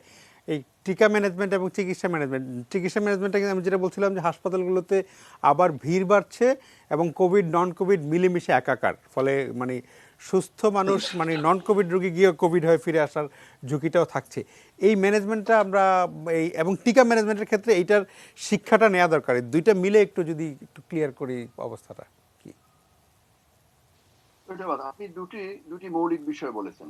একটা হচ্ছে চিকিৎসা সংক্রান্ত, কোভিড অর্থাৎ সংক্রামক, কোভিড তো একটা সংক্রামক ব্যাধি, সংক্রামক ব্যাধির চিকিৎসা সংক্রান্ত। আরেকটা বলছেন যে ভ্যাকসিন সংক্রান্ত। আমি দুইটা আলাদাভাবে বলতে চাই। একটা হচ্ছে কোভিড সংক্রামক ব্যাধি, এটার চিকিৎসা সংক্রান্ত বিষয় যদি আপনি বিজ্ঞান ভিত্তিক যেটা আলাদা করা, এটা যদি বলতে চাই তাহলে আমাকে এখন থেকে প্রায় 150 বছর পিছনে চলে যেতে হবে। এই উপমহাদেশে সর্বপ্রথম যখন পশ্চিমা চিকিৎসা ব্যবস্থা চালু হয় 1858 সালে, তখন ছিল মিটফোর্ড হাসপাতাল, তখনকার দিনের পূর্ববঙ্গে হাসপাতাল, প্রথম হাসপাতাল। ওই হাসপাতালে 251টা বেড ছিল। ওই 251টা বিছানার মধ্যে প্রথম দিকে অনেক অপারেশন রোগী মারা যেত। তখন কিন্তু অ্যান্টিবায়োটিক আবিষ্কার হয় নাই। অ্যান্টিবায়োটিক আবিষ্কার হয় 1940-এর দিকে। এটি 1858 সালের কথা বলছি আমি। তারপরে 1860 সালে ওনারা পরিকল্পনা করলেন একটা সংক্রামক ব্যাধি ওয়ার্ড করা দরকার, এবং ওনারা 1865 সালে পরিকল্পনা করে 1870 5 বছর ব্যাপী পরিকল্পনা করে আলাদা করে 24 বেডের একটা সংক্রামক ব্যাধি আইসোলেশন ওয়ার্ড করেন, এবং ওই আইসোলেশন ওয়ার্ডের জিনিসপত্রগুলো ডিসপোজাবের ব্যবস্থা করেন। বর্তমানে দেখেন মিটফোর্ড হাসপাতাল, স্যার সলিমুল্লাহ মেডিকেল কলেজ, ওখানে 251 বেডের হাসপাতালের মধ্যে 24 বেডের পৃথক সংক্রামক ব্যাধি ওয়ার্ড ছিল। আসলে কোভিড-19 আমাদেরকে সেই পুরানো দিনের কথাগুলি স্মরণ করিয়ে দিচ্ছে। প্রত্যেকটা বড় হাসপাতালে, জেলা হাসপাতাল পর্যন্ত আলাদা করে সংক্রামক ব্যাধি ওয়ার্ড রাখা দরকার, যেগুলিতে বর্তমানে কোভিড চিকিৎসা হবে এবং ভবিষ্যতে কোভিড ছাড়া অন্যান্য অসংখ্য সংক্রামক ব্যাধি এদেশে আছে, ওদের চিকিৎসা করা দরকার। এটা কিন্তু একটা মৌলিক বিষয়, এবং তাতে করেই এই পৃথকীকরণ জিনিসটা চলবে। কারণ আননাইলে আমি প্রথমে বলেছিলাম যে এখানে কোভিড আসার কারণে যাতে আমাদের অত্যাবশ্যকীয় সেবা, অত্যাবশ্যকীয় শাখা বিভিন্ন রকমের সেবা, তার মধ্যে আমি অত্যাবশ্যকীয় স্বাস্থ্য সেবা করতে বলছি মাত্র, অত্যাবশ্যকীয় স্বাস্থ্য সেবা যাতে বিঘ্নিত না হয় তার জন্য আমাদেরকে অবশ্যই এই যে কোভিড-19 রোগীগুলিকে আগামী দিনগুলিতেও আলাদা করে চিকিৎসা করতে হবে বলে আমি জানি 17টা মেডিকেল কলেজ হাসপাতালে সরকার আলাদা করে আইসোলেশন ওয়ার্ড করছে। অর্থাৎ আইসোলেশন ওয়ার্ডগুলি ভবিষ্যতে আমরা আশা করব এটা সংক্রামক ব্যাধি ওয়ার্ডে রূপান্তরিত হবে। ওরা যাতে সংক্রামক ব্যাধি রোগীগুলি, কোভিড সহ অন্যান্য সংক্রামক ব্যাধি রোগীগুলো যাতে বিজ্ঞান ভিত্তিক রোগ নির্ণয়, চিকিৎসা ব্যবস্থা, তদারকি, ফলো আপ পেতে পারে। এটা মৌলিক বিষয়। দ্বিতীয় মৌলিক বিষয় হচ্ছে ভ্যাকসিন। আসলে ভ্যাকসিনের জন্য বিশ্ব স্বাস্থ্য সংস্থা সুনির্দিষ্টভাবে কতগুলো পদক্ষেপের কথা বলছে। ওই পদক্ষেপগুলো সব দেশে নেওয়ার কথা। এটা ঠিক, ভ্যাকসিন সবাই পাবে না, একসাথে সবাই পাবে না। ভ্যাকসিনের উদ্দেশ্য হচ্ছে কিন্তু এটা নিজে শুধু সুরক্ষা দেওয়া না, আমার আশেপাশে আমার দেশের নাগরিককে সুরক্ষা দেওয়া। এইটা এই জন্য পর্যায়ক্রমে 80 কথা বলছেন। ওই জন্য উনারা কি বলছেন, বিশ্ব স্বাস্থ্য সংস্থা বলছে উনারা যে কয়েকটা জিনিস করতে হবে, তার মধ্যে একটা হচ্ছে ভালো পরিকল্পনা এবং সমন্বয়, দ্বিতীয় হচ্ছে জনসাধারণকে অ্যাডভোকেসি করা যাতে সচেতন। আমি এখানে পরে আসতেছি, অনেক হিউম্যান রিসোর্স লাগবে, এবং এগুলিকে ভ্যাকসিনেরও সুরক্ষা দিতে হবে, ভ্যাকসিন নিরাপত্তাও দিতে হবে, এবং এটা পর্যবেক্ষণ মূল্যায়নও করতে হবে, এবং এটার যথেষ্ট রিসোর্স লাগবে, সংস্থান লাগবে। এইসব জিনিস বিবেচনায় নিয়ে আমি সবচেয়ে বেশি গুরুত্ব দিব জনসাধারণকে সচেতন করা, যাতে করে উনারা বুঝতে পারেন কে প্রথমে পাবে, কেন পাবে, আপনি কেন পরে পাবেন, আপনার বয়স কম আপনি কেন পরে পাবেন, আপনি কেন কোভিড চিকিৎসা কেন আগে পাবেন, আগে পেলে লাভ কি হবে, আগে পেলে উনি যারা চিকিৎসা দেবেন, কোভিড যোদ্ধা যারা, কোভিড চিকিৎসক, স্বাস্থ্যকর্মী যারা, উনারা যদি বেঁচে থাকেন তাহলে না জনসাধারণকে চিকিৎসা দিতে পারবে। উনারা যাতে অসুস্থ, ওই জন্য প্রায়োরিটি কারা প্রথমে পাবে এগুলি কিন্তু পরিষ্কারভাবে বলা আছে, ওই ডকুমেন্টে বলা আছে। কেন আমরা প্রথমে 10 ভাগ, কেন 3 ভাগ, 7 ভাগ, 10 ভাগ, কেন তারপরে 10 ভাগ 20 ভাগ কারা, তারপরে 20 ভাগ কারা, তারপরে 20 ভাগ কারা, এটা কিন্তু একটা সামগ্রিক ভাবে এগুলি এমন ভাবে প্রচার করা দরকার যাতে সর্বসমক্ষে সবাই যাতে বুঝতে পারেন। আর নাইলে মিডিয়ার মাধ্যমে এটা প্রভাব না পড়ে নেতিবাচক প্রভাব পড়তে পারে। তো ওই জন্য আমি আশা করব আমরা তথ্যগুলো খুব স্বচ্ছতার সাথে সবাই আমরা এগুলি বলতে পারবো, জানতে পারবো, যাতে অগ্রাধিকার ভিত্তিতে কারা পাবেন এটা যাতে আমরা সুনিশ্চিত করতে পারি। এবং আরেকটা জিনিস, ভ্যাকসিন যে একেবারে সম্পূর্ণ নিরাপদ নয় এটাও জনসাধারণকে বুঝতে হবে, এটা আগে থেকে বলতে হবে। ভ্যাকসিনের কিছু পার্শ্ব প্রতিক্রিয়া হয় এবং এটা দেখার জন্য কতগুলি সুনির্দিষ্ট পদ্ধতি আছে, ওই অ্যাডভার্স ইভেন্ট মনিটরিং বলে, অ্যাডভার্স ইভেন্ট মনিটরিং এই ভ্যাকসিন ওগুলো ডিটেকশনের জন্য। এই পার্শ্ব প্রতিক্রিয়াগুলো মানুষজনদেরকে আগে থেকে বুঝতে হবে। আনলে আমাদের এখানে আপনি দেখবেন এই অনেক সময় দেখা গেছে এই সামান্য একটু ভ্যাকসিন না, অন্য দেখুন একটা ইনজেকশন দিলে একসাথে অনেকগুলি মানুষ অজ্ঞান হয়ে খিচুনি হওয়া শুরু করে, যেগুলিকে হলো মাস সাইকোজেনিক ইলনেস। ওই জন্য আমাদেরকে এগুলো আসলে জনসাধারণকে অনেক বেশি বোঝাতে হবে, যাতে করে ভ্যাকসিন কারা পাবে, ভ্যাকসিন কারা পাবে না, কেন পাবে, 2টা ডোজ দিতে হবে। এবং অনেক দেশে এগুলি রেজিস্ট্রেশন করা হচ্ছে, আমাদের দেশেও আমি আশা করছি রেজিস্ট্রেশন করা হবে, অনেকগুলি সেন্টারে রেজিস্ট্রেশন করা হবে। এবং রেজিস্ট্রেশন ছাড়া কাউকে ভ্যাকসিন দেওয়ার কথা নয়, কারণ রেজিস্ট্রেশন করতে হবে এই জন্য, কারণ একই ব্যক্তিকে আবার একই জায়গায় যেতে হবে, এই যে 3 সপ্তাহ বলি বা 4 সপ্তাহ বলি 2টা ডোজ দিতে হবে। আপনি নিশ্চিত হতে হবে যে একই মানুষ দ্বিতীয় ডোজটা পাচ্ছে, যাতে আমি একটা ডোজ পেলাম আমার কলিগ এক্স ওয়াই যাতে আবার আমার পরিবর্তে পেয়ে না যায়, এই যে এরকম পদ্ধতিও রাখতে হবে। এবং বিশেষ করে এই যে ভ্যাকসিনের যে পার্শ্ব প্রতিক্রিয়া অনেক বেশি হবে না, কিন্তু কিছু কিছু হবে, এই হওয়ার মধ্যে যাতে মানুষ ভয় পেয়ে যাতে দ্বিতীয় ডোজ দিতে যাতে না আসে, মানুষজন যাতে না বলে যে না ভ্যাকসিন দিলে এরকম হবে। এটা কতগুলি জানা উপসর্গ আছে, এগুলো আগে থেকে আমাদের বলতে হবে। ওই জন্য অনেক বেশি স্বেচ্ছাসেবী লাগবে। আমি জানি অনেক বেশি স্বেচ্ছাসেবী, অনেক বেশি স্বাস্থ্যকর্মী, আমাদের দেশের স্বাস্থ্যকর্মীরা কিন্তু বাচ্চাদের ভ্যাকসিন দিতে অভ্যস্ত। আমাদের এই যে ভ্যাকসিন দেওয়ার সময় এমন পরিকল্পনা থাকবে আশা করি, যাতে করে আমাদের চলমান অব্যাহত ভ্যাকসিন কার্যক্রমগুলি যাতে ব্যাহত না হয়। কারণ আমাদের তো মনে করেন আগামী 6 মাস ধরে বা 1 বছর ধরে ভ্যাকসিন দিতে হবে। ভ্যাকসিন তো চাইলে আগামী 2 মাসে 2টা ডোজ, কিন্তু 2টা ডোজ আগামী 2 মাসে শেষ হচ্ছে না। এই 2টা ডোজ করে হয়তো আগামী 1 বছর এমনও হতে পারে 2021 হতে পারে, এমনও হতে পারে 2021-এর বাইরেও চলে যেতে হতে পারে।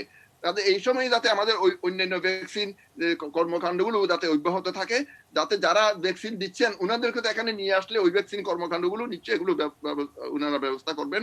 বিশেষ করে আরেকটা বিষয় আমার কাছে ঠিক বোধক হবে না, যে এখানে অনেক বেশি গণবসতিপূর্ণ মানুষ, অনেক বেশি এই যে আমাদের বস্তিতে আছে, এদেরকেও মনে হয় ভ্যাকসিন প্রায়োরিটির মধ্যে আনতে হবে। কারণ আর নাইলে ওরা তো এই যে ডিস্টেন্সিং, সোশ্যাল ডিস্টেন্সিং, যে সামাজিক ভ্যাকসিন তো ওরা অনেকে মেনটেন করছে না।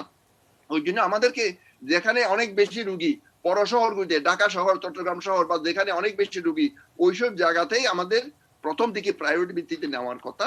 হয়তো সরকারিভাবে এগুলো বিবেচনা দিতে অবশ্যই থাকবে। বিশেষ করে আমি মনে করছি যে ভ্যাকসিনের জন্য বিশেষ করে গর্ভবতী মেয়েগুলো, মহিলা পাবেন কিনা, শিশুরা পাবেন কিনা। একটু আগে যেটা বলছেন আমাদের মাননীয় মন্ত্রী মহোদয় বলছেন যে 18 বছরের নিচে পাবে না, 18 বছরের নিচে তো আবার অনেকের রুগী আছে, এই জন্য ওরা হয়তো প্রথমে পাবে না, পরবর্তী পর্যায়ে পাবে। কারণ আমাদের তো একটু আগে আমরা শুনলাম ডক্টর আলমগীর সাহেব বললেন, অন্যরাও বললেন যে 80% মানুষ, জনসাধারণকে যদি ভ্যাকসিন দেওয়া না হয়, তাহলে তো আসলে ভ্যাকসিনের যে ফল, যে ইমিউনিটি, যে আমরা আশা করছি যে আমাদের যে সবার মধ্যে আমি যে নিরাপদ হবো, কমিউনিটিকে নিরাপদ রাখবো, এটা হবে না। ওই জন্য আসলে ভ্যাকসিন যে কেউ পেলে লাভ হবে, যে কেউ পেলে উনার লাভ হবে, কিন্তু যাতে কমিউনিটির লাভ হয়, ওই জন্য আমাদের কাছে ওই যে ইকুইটি, বিশ্ব স্বাস্থ্য সংস্থা সহ দুনিয়ার সবাই কিন্তু 6টা বিষয়ের উপরে গুরুত্ব দিচ্ছে। একটা হচ্ছে মানব কল্যাণ, যেটাকে বলা হয় হিউম্যান ওয়েলবিং। দ্বিতীয় হচ্ছে সমানত্ব, ইকুইটি, রেসপেক্ট, সম্মান জানানো, ইকুইটিকে সম্মান জানানো। দ্বিতীয় বলছে বৈশ্বিক ইকুইটি, যেটা আমরা দেখলাম বৈশ্বিক ইকুইটি হয়নি, আবার জাতীয়ভাবে যাতে ন্যায় হয়, পারস্পরিক ন্যায়বোধ যাতে হয়, এবং বিশেষ করে লেজিটিমেসি, বৈধতার মাধ্যমে, অর্থাৎ যেগুলো আগে থেকে পরিকল্পনাগুলো যাতে সরাসরি সবাই জানে এবং ওই অনুযায়ী অনুসরণ করা হয়। তাহলে আপনি একটু আগে যেটা বলছেন চিকিৎসা সম্বন্ধে একটু প্রথম দিকে বিভ্রান্তি হয়েছিল, তাহলে ভ্যাকসিন সম্বন্ধেও আমাদের মনে হয় বিভ্রান্তিটা যত কম হয় ততই ভালো। আশা করছি আমরা যে নিরাপত্তা এবং এই যে এগুলো আমরা কার্যকর যে ভ্যাকসিনগুলো আছে, এরা কার্যকর, এরা নিরাপদ, এবং এরা শরীরে অ্যান্টিবডি এবং ইমিউনিটি তৈরি করতে পারে, এটা খুব আশার কথা। তো যেহেতু এটা আশার কথাগুলি আমাদের কাছে আসছে, আমরা অন্যান্য কর্মকাণ্ডগুলো কোনোটাই আমরা অবহেলা করতে পারবো না। চিকিৎসা পদ্ধতি অবহেলা করা যাবে না, এই যে রোগ নির্ণয় করা, নতুন পদ্ধতিগুলোর মাধ্যমে রোগ নির্ণয় করা, অব্যাহত করা এবং বাড়ানো। আমরা তো জানি আমাদের দেশে যে স্বাস্থ্যকর্মীদের প্রশিক্ষণের সাথে সাথে ওদেরকে বিভিন্ন রকমের ব্যক্তিগত সুরক্ষা দেওয়ার জন্য গ্লোবাল ফান্ড সহ অন্যান্য অর্গানাইজেশন এবং বিভিন্ন আমাদের ডেভেলপমেন্ট পার্টনাররা যে অর্থ ব্যবস্থা করছেন, সরকারিভাবে অনেক অর্থ, এখানে অনেক অর্থের প্রয়োজন হবে, কারণ এই যে অনেক লোককে প্রশিক্ষণ দিতে হবে, অনেক প্রশিক্ষণ লাগবে, অনেক ধরনের প্রশিক্ষণ লাগবে। এটা যে বিশাল কর্মকাণ্ড। আপনি কিন্তু আমাদের দেশে যে গত 50 বছর ধরে যে ভ্যাকসিন চলছে, এই ভ্যাকসিনের জন্য আপনি দেখবেন যে এটা মহা কর্মকাণ্ড। এই কর্মকাণ্ডগুলো অনেকগুলো মানুষ, অনেকগুলো আমাদের সংস্থা, সরকারি, বেসরকারি, non government organisation, civil society এবং এরা কাজ করছে। তো এখানে বড়দের ভ্যাকসিন, কোভিড ভ্যাকসিন, এবং এত ব্যাপকভাবে করতে হবে ক্রমে ক্রমে হলেও, এই জন্য এটা কিন্তু অনেক রকমের কর্মকাণ্ড আছে।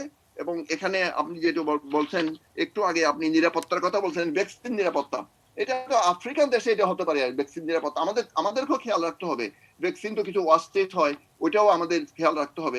এটাও আমার মনে হয় বিবেচ্য বিষয় হবে। এবং অনেক দেশে এটাও ভয় করছে, ভ্যাকসিন যদি বেসরকারি ভাবে চলে আসে, তাহলে ভ্যাকসিনের কার্যকর ভ্যাকসিন পাবে কিনা, বা অন্য কোনো অন্য ধরনের কোনো ওষুধ চলে আসবে কিনা।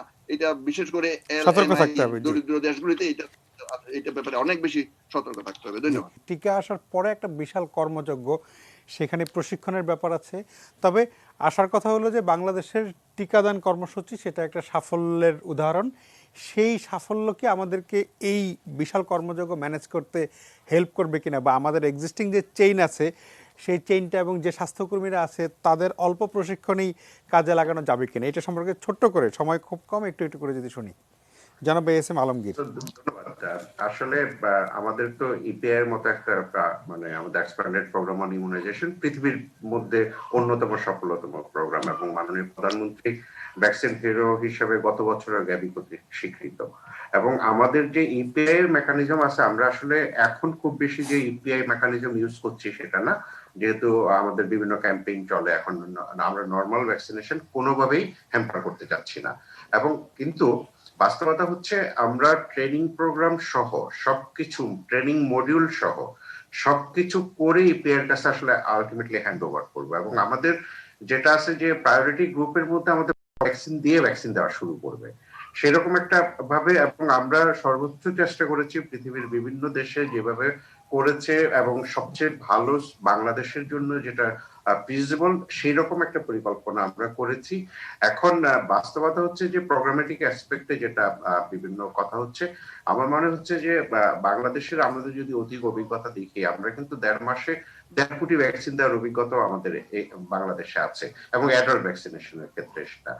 তো আমরা যদি আমাদের সবকিছু আমরা যেহেতু আমাদের অতীতের ভুল ত্রুটির কথা বারবার এসছে, সেগুলি মাথায় রেখে আমরা যদি আসলে আমাদের সর্বোচ্চ যে পরিকল্পনাটা আমরা সর্বোচ্চ লেভেলে আমরা যদি এটাকে প্রয়োগ করতে পারি, তাহলে বাংলাদেশের মানুষ অথবা যেটা আমি যদি বলি প্রথমে ফ্রন্টলাইনার্সরা বা আমাদের বীর মুক্তিযোদ্ধারা, আমাদের ভ্যাকসিনেটররা, আমাদের আইন শৃঙ্খলা বাহিনীর যারা ফ্রন্টলাইনে কাজ করে, তাদের একটা ডাটাবেজও বাই দিস টাইম তৈরি হচ্ছে। স্যাররা যেটা বলেছেন যে রেজিস্ট্রেশনের মাধ্যমে আমরা আসলে সম্পূর্ণ রেজিস্ট্রেশন করতে চাচ্ছি।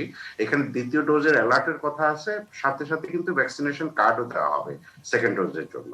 এবং সেখানে সব জায়গায় আমাদের জাতীয় পরিচয়পত্রের, আপনারা জানেন যে জাতীয় পরিচয়পত্রের সাথে একটা সিনক্রোনাইজেশন হয়, সকল তথ্য উপাত্ত সেখানে সংরক্ষিত থাকবে। এবং আমরা চাই যে বাংলাদেশের মানুষ আসলে ভ্যাকসিনটা নিয়ে উৎসাহ নিয়ে ভ্যাকসিনটা দেয়। পৃথিবীর বিভিন্ন জায়গায় বিভিন্ন ধরনের ভ্যাকসিন হেসিটেন্সি হয়। একটা কথা সবাইকে মনে রাখতে হবে, সেটা বাংলাদেশে কেন, পৃথিবীর সব জায়গায় যে কোনো ভ্যাকসিনে মিলিয়নে বা 500,000-এ কিন্তু একটা করে অ্যাডভার্স ইভেন্ট হইতেই পারে। এবং সেটার জন্য যেন আমাদের কোনো ধরনের নেতিবাচক প্রভাব না পড়ে, সেখানে আমাদের গণমাধ্যমেরও আমাদের সহযোগিতা লাগবে। ধন্যবাদ। জি, আপনাকে ধন্যবাদ। জনাব ডাক্তার ইকবাল আরসালান, আপনি পেশাজীবী ডাক্তারদের নেতৃত্ব দেন।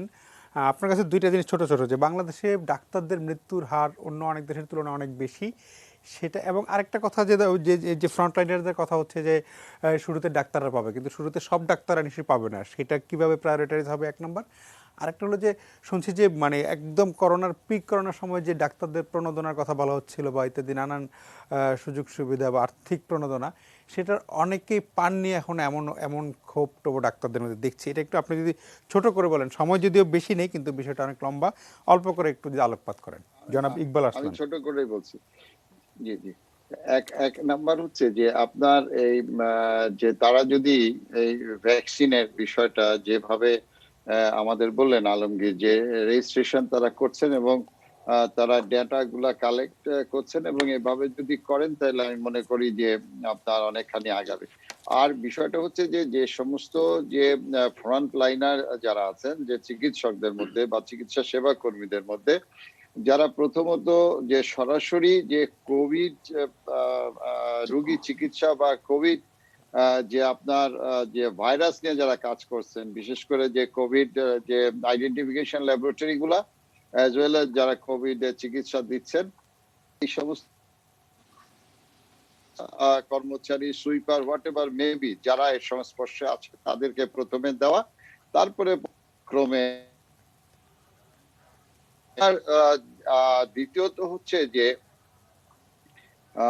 আপনার যে আরেকটি প্রশ্ন করলেন যে ইয়ার আমাদের যে ডাক্তারদের বিভিন্ন প্রণোদনার কথা প্রণোদনা, জি হ্যাঁ প্রণোদনার বিষয়টা আমি কিছু না, আপনার একজন মাত্র চিকিৎসক পেয়েছেন আমরা জানি, যে প্রথম যে মাইনুদ্দিন মারা গেছিলেন তিনি পেয়েছেন, আর কেউ পায়নি, কোনো চিকিৎসক বা চিকিৎসা সেবা কর্মী কোনো ধরনের প্রণোদনাই পায়নি। সেটা হলো অনেকগুলো প্রণোদনা ছিল, যেটা ছিল যে তাদের একটা যে বেসিকের সমান দেওয়ার বিষয় ছিল, তারপরে আপনার সংক্রমিত বা মৃত্যুবরণ করলে দেওয়ার কথা ছিল, সেগুলো তারা শুনেছি যে পরীক্ষা নিরীক্ষা করছেন যে আসলেই যে তারা কোভিড আক্রান্ত রোগীদের চিকিৎসা দিতে মারা গেছেন নাকি কিভাবে মারা গেছেন এই সমস্ত। তবে আমি মনে করি যে এটা আসলে চিকিৎসক বা চিকিৎসা সেবা কর্মীদের অনেকখানি হতাশ করেছে। আমি আশা করি সেই সরকারের জায়গা থেকে তারা এই হতাশার জায়গাটা দূর করার যে চেষ্টা করবেন দ্রুততম সময়ের মধ্যে। জি, আপনাকে অনেক ধন্যবাদ অধ্যাপক রশিদী মাহবুব। আমরা অনুষ্ঠানের শেষ দিকে এবং বছরের শেষ দিকে জি বছরের শেষ দিকে আমরা 2020 সাল মানে এই বিষাক্ত বছর শেষ হবে আর 2-3 দিনের মধ্যে আমরা 2021 সালে নতুন কোন আশার কথা আপনার কাছ থেকে শুনতে পারবো কিনা? আচ্ছা, আমি আশার কথা বলবো। প্রথম কথাটা হচ্ছে আমাদের যখন কোভিড নিয়ে যে বিশৃঙ্খলাটা হয়েছে, ডেফিনেটলি আমরা জাতি হিসাবে সেটা জন্য লজ্জিত। এখন সরকারের যে কথাটা আলমগীর বলেছে, কারণ সরকারের ভার্সন কিন্তু এখনো আমরা জানি না, তারা প্রায়োরিটির কথা বলেছে। যদি যে প্রোগ্রামিং এ রাষ্ট্র যেতে চাচ্ছে সেটা যদি সাকসেসফুলি ইমপ্লিমেন্ট করতে পারে, ডেফিনেটলি উইল অ্যাচিভ আওয়ার গোল। কিন্তু আবার সেই একই জিনিস যে সংশয় থেকে যাচ্ছে, এই সংশয়টা রিমুভ করার দায়িত্ব কিন্তু সরকারের। আমাদের পক্ষ থেকে জনগণকে সচেতন করা এবং জনগণের কাছে এই বার্তাটা পৌঁছে দেওয়া যে সবাই পাবেন বেসিসে। এবং তারপরে আরেকটা মেসেজ থাকছে যে ভ্যাকসিন নিলেই আপনি মুক্ত, তা কিন্তু নয়। কারণ ভ্যাকসিন নিলে আপনি মুক্ত হলো, আশেপাশে যারা আছে তারা কিন্তু মুক্ত হয়নি, সমাজ মুক্ত হয়নি। সুতরাং মহামারীতে সমাজ মুক্ত না হইয়া ব্যক্তি মুক্তর কোনো ভূমিকা নেই। এটি আমার বলা, এবং ধন্যবাদ সবাইকে। জি জি, জনাব অধ্যাপক এম এ ফায়েজ, আপনাকে দিয়ে আমরা অনুষ্ঠান শেষ করব। আপনি আগের একটা অনুষ্ঠানে বলেছিলেন যে কোভিড এমন একটা অসুখ, একা ভালো থাকা সম্ভব না, সবাইকে নিয়ে ভালো থাকতে হবে। ফলে যেমন এই ঠিক আগে ডক্টর ইকবাল আসলাম যেটা বলছিলেন যে এমন হতে পারে কোথাও একজন অধ্যাপকের চেয়ে একজন নার্সের টিকা পাওয়াটা অনেক বেশি জরুরি। ফলে ইকুইটি যে আপনি সমতার কথা বলছিলেন, প্রায়োরিটিটা সেইটাও অনেক বেশি রেসপেক্ট এবং এই সমতাটা খুব জরুরি। মানে ব্যক্তির চেয়ে কোথায় কাজ করছেন সেটা, এই সবাইকে নিয়ে ভালো থাকা। এবং আমি যেটা বলছিলাম যে এই বিষাক্ত 2020 সাল শেষে 2021 সালে নতুন কোনো আশার কথা শোনাতে পারেন কিনা? অনুষ্ঠান শেষ করব আপনার বক্তব্য দিয়ে। ধন্যবাদ। আসলে সংক্রমণ, কোভিড সংক্রমণের এই যে একটা চেইন যে চলছে, এই চেইন ভাঙার একটা অন্যতম পন্থা হচ্ছে ভ্যাকসিন। এই ভ্যাকসিন চলে আসছে এবং আমাদের দেশেও ভ্যাকসিন খুব শিগগির চলে আসবে, এটা হলো অত্যন্ত ভালো কথা। এবং আমরা জানি আমাদের অতীতে অনেক সফল ভ্যাকসিনেশন প্রোগ্রাম ছিল, আছে আমাদের অনেক ভালো রেকর্ড আছে ভ্যাকসিনেশন সম্বন্ধে। ওই সফলতার আমরা সাথে নিয়ে আশা করি আমাদের যে দেশে যে ভ্যাকসিন আসবে, কোভিড ভ্যাকসিন 19 ভ্যাকসিন, এটাকে আমরা প্রয়োগ করব সফলভাবে। কারণ আমি অত্যন্ত আশাবাদী, যেহেতু বাংলাদেশ একটা দেশ, খুব কম দেশ আছে যা আমাদের এরকম ডিজিটাল টেকনোলজি স্বাস্থ্য সেক্টরে ব্যবহার হচ্ছে। এই ডিজিটাল টেকনোলজিটাকে ব্যবহার করে আমরা যেসব তথ্য উপাত্তর মাধ্যমে আমাদের প্রমাণ করা দরকার, আমার মনে হয় বাংলাদেশের এই জনসাধারণকে সাথে নিয়ে কোভিড-19 ভ্যাকসিন দেওয়া সম্ভব।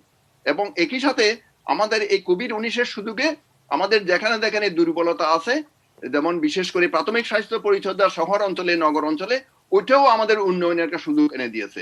আমি মনে করি 2020 সালের পরে 2021 সালে সেই ভালো দিকগুলো আমরা দেখব।